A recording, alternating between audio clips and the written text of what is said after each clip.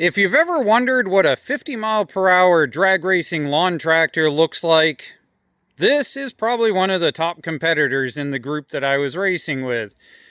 This is the General Lee. It runs a first-generation single-cylinder overhead valve Briggs with a 4360 6-speed in the rear, and this is the reason why it came to my shop, because on his last race, he let off the clutch and never left the line. We just heard bad noises out of that.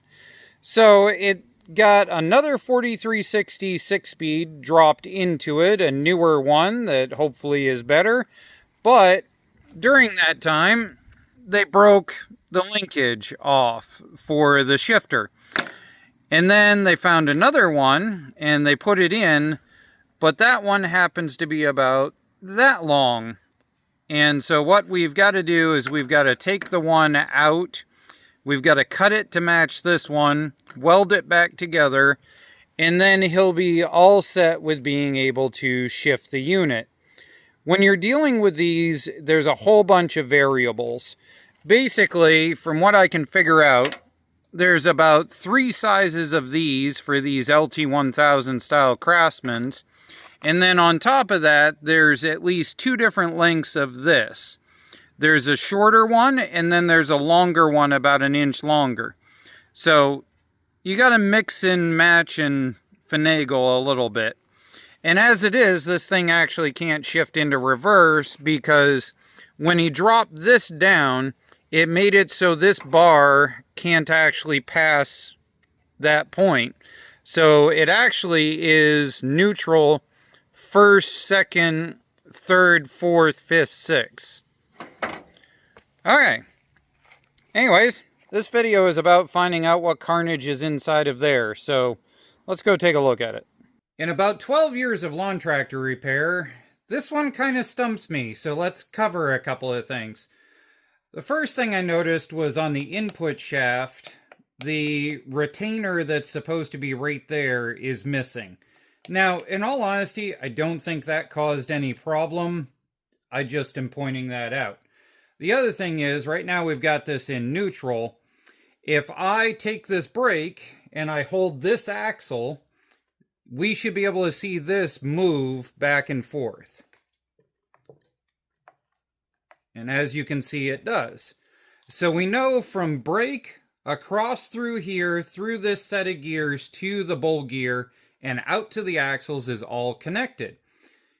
So he didn't move when he tried to come off the line. So if I take a socket and I flip it upside down and I put it in a 3/4 inch wrench, I just learned this trick actually, and I pull back towards me, should be first gear. Right there should be first gear. So now if I rotate this, I can see it click into gear because that moved. And after probably about 1/3 of a turn, it actually starts to move again. And now my axles move. So, and see yet again right there, there's like 1/3 of a turn where it kind of doesn't do anything. And the other thing I've noticed is, oh, right there. It didn't do anything at all. It just spun. Yep, see right there. But what I noticed was that if I push down on it, it locks up. Kind of like, and it won't turn at all when it's in that dead zone. So I'm betting that either the input gear has a maybe 2 to 3 teeth missing, or at least partially missing, or the fan gear that comes up this way has 2 or 3 teeth missing.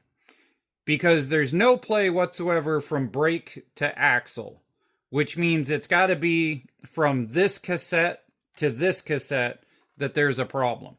Anyways, that's enough talk. Let's break it apart. I'm going to put it back into what should be neutral. All right, what do we got here? We got my Tecton T30. I order these 2 or 3 at a time off of Amazon. I'll post a link. I really like these ones. Anyways, let's get this broken open. Okay, now at this point we got to pop the case open. There's going to be a seal right in there you do not want to hit with anything sharp.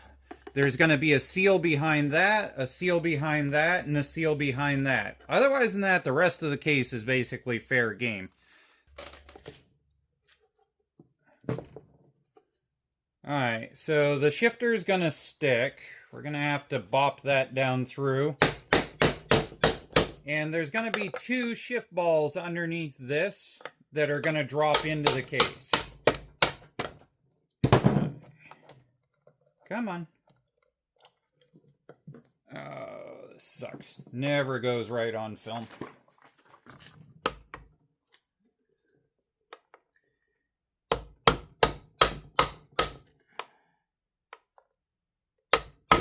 There. Alright. And here we go. Let's check input gear first. So we'll flip it. Well, that's an input gear. Seems to spin fine. And see, that's what I mean about that. Let me see if I can show you up close. See all that play? That's what I mean by there's supposed to be a clip right there. So, if anything, that should make it actually drop down in more. And that gear is in perfect condition, so I'm not quite sure what's up with that. So, that gear interfaces with this right here. So it spins right here and goes sideways into this. So at this point, we should be able to make this come over. Because we're in neutral, so it should just roll. Okay, so there are cases where this will rip the splines out where it connects to the shaft, but that does not seem to be the case. Well, here's our spring. Well, one of our springs. There should be 2 springs, and there is 1 shift ball there and 1 shift ball there. The moment you see those, stop everything and pick them out. Did the other spring come out? So right there is 1 spring hole, and right there is the other spring hole, and I can see that that spring did not come out. So we'll get that right now before we forget it. Because if you forget that spring down in this case and you put it back together and it gets into these, you'll blow your transmission. So, we're going to slowly rotate this over. We're going to double check that there's no teeth missing here. This was used in drag racing, so they usually launch in 3rd or 4th gear. So we're going to double check, just rolling all of the teeth, that nothing is missing. Yeah, I don't see anything missing. That's weird. Okay.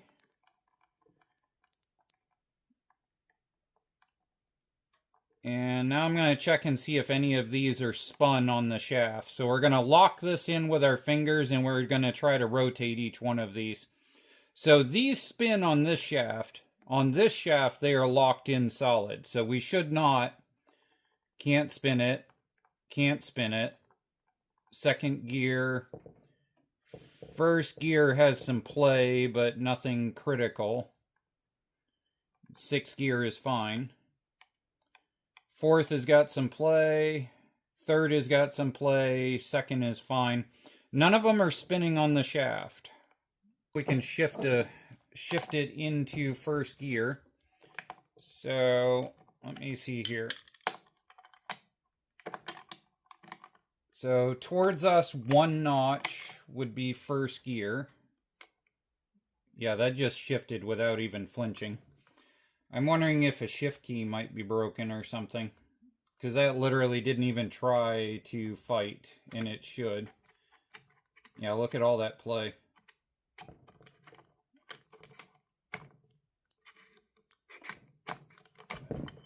That's what I'm wondering. I'm beginning to wonder if he ate a shift key on the launch. Yeah, look at all that play. Holy cow. So right now, we should be locked up. So we are. And that should be neutral. That should be first gear. Yeah, I can feel it hit. Okay. Second. Yeah, that should be in gear, and it's not. That's just rotating. That should be about third. Nothing. Click, click, click. Yeah, no output right there. We should be in third or fourth gear. Okay, that should be reverse. Yeah, that's reverse. That should be neutral. Yeah, we should be in gear all through. Whoop, right there, that locked up. That entire section, as it moves right there, that should be in gear. So, I'm betting the shift key is broken. Yeah, because the chances of the core of 1, 2, 3, 4 gears missing is really slim. So I'm betting the shift key is broken. Let me get this pulled out and into a tray, and we'll break the whole thing down. Alright, we got our sacrificial Dollar General tray here because things are about to get grungy and dirty. So we want something we can just go throw right in the fire pit. If you'd like to support the channel in order to help with things like brake cleaner and throwaway supplies, I've set up the YouTube membership so that there's a $2 option to be able to help with stuff like this. So let's grab this cassette and lift it over.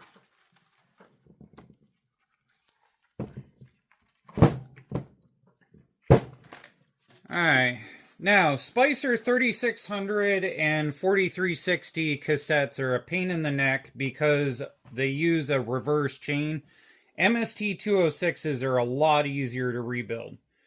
But what we're after right now is finding out whether the shift keys are functional. So what I'm going to do is I'm going to set all of this aside in order as I pull it off. And the gear is going to come off there. Like so. Come on. You want to do this slow and steady because some versions have different sets of washers in between everything. So that sets aside now. And just throw another paper towel down over here. Okay. Now, if we grab this, this is your shift key, which is connected to that. So we should be able to see it move right now easily in the neutral collar. So right there, it just clicked. So if I pull this off and I set it down, and then this missing section is normal. You can't slide the shift key over everything without this missing. I see a lot of people asking whether their stuff is broken. So this should have 2 shift keys. So if I pull this all the way off, we should have 1 and 2. And both of those, they should both be equally bent. And these ones are not. Let me see if I can catch that in video. See that?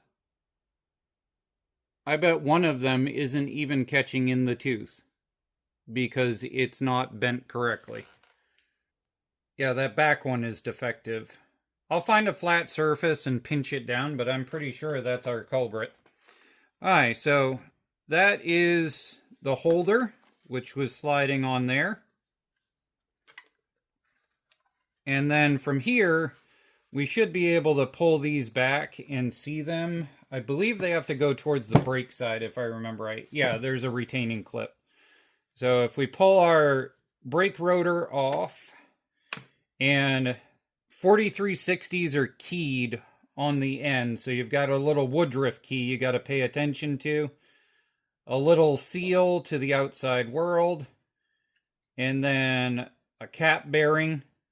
And these cap bearings actually have a cutout that sits a certain way. So you got to pay attention for that.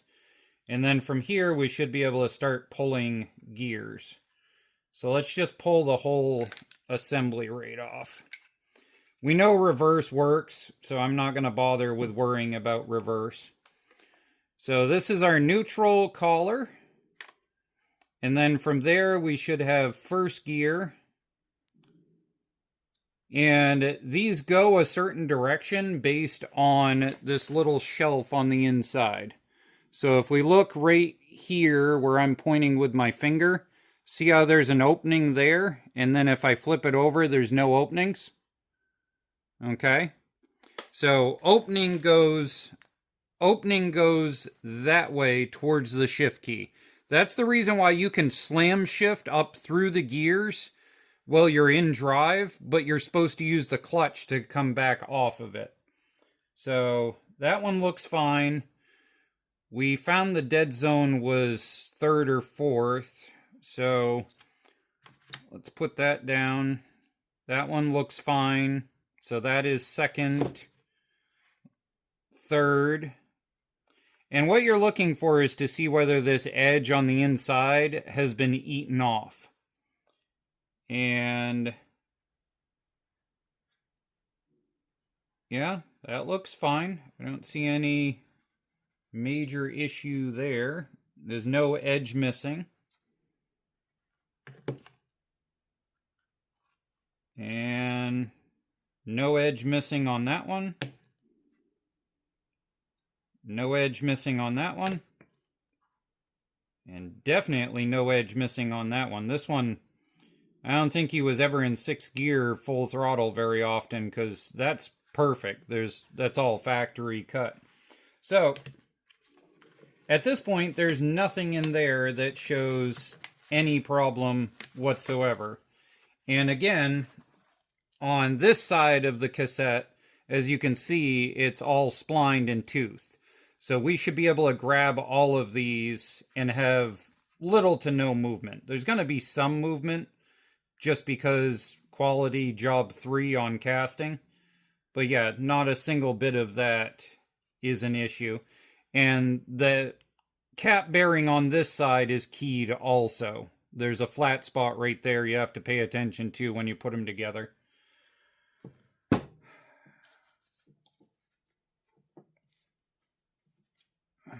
My bet is these shift keys. That's what I'm betting.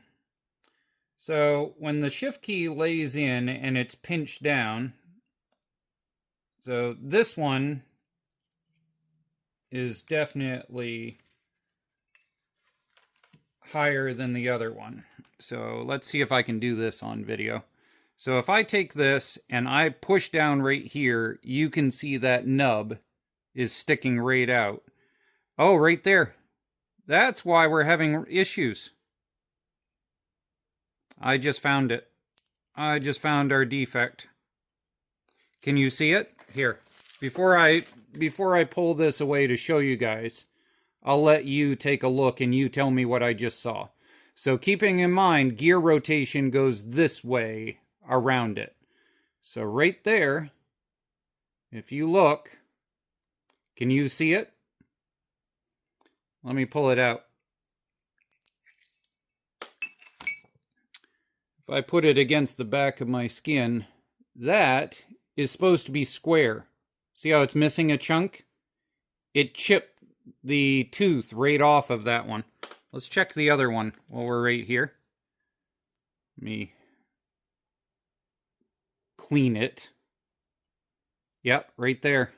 That's what's going on. See if I can catch that. That is supposed to be a square edge. That's not supposed to be rounded.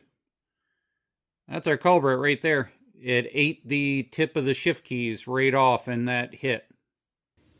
Alright, Jethro, go ahead. Show him the moves. Can you do it? Give it a slam. Push it up through. Oh, you want some dad help? So that shifts. That works down through all the gears now. That took a little bit of finagling in order to go and weld up a bracket that fits on the transmission and comes forward enough. As far as the Spicer 4360 is concerned, we've decided we're not going to fix it. Jethro, that's the bread for the chickens that's all stale. You're supposed to feed it to them, not eat it. Alright, we'll work on that later. We went through our records and we figured out that in 2023 that transmission actually cracked and broke in half a shift key and bent the other one. So we've decided that this thing's got some gremlins and we're probably not going to rebuild it. The other thing is shift keys for 4360s, because now Spicer makes a 6800 series. They're unobtainium. Spicer doesn't produce them anymore. Nobody makes an aftermarket for them. So if you've got a transmission that's already eaten one set and it ate a second set, you probably shouldn't put any more in it. All right, Jethro. Let's say bye-bye. Good boy. You're so cute. This is Jethro's favorite thing now. We got stale old bread, we got a Folgers instant coffee, and smiles.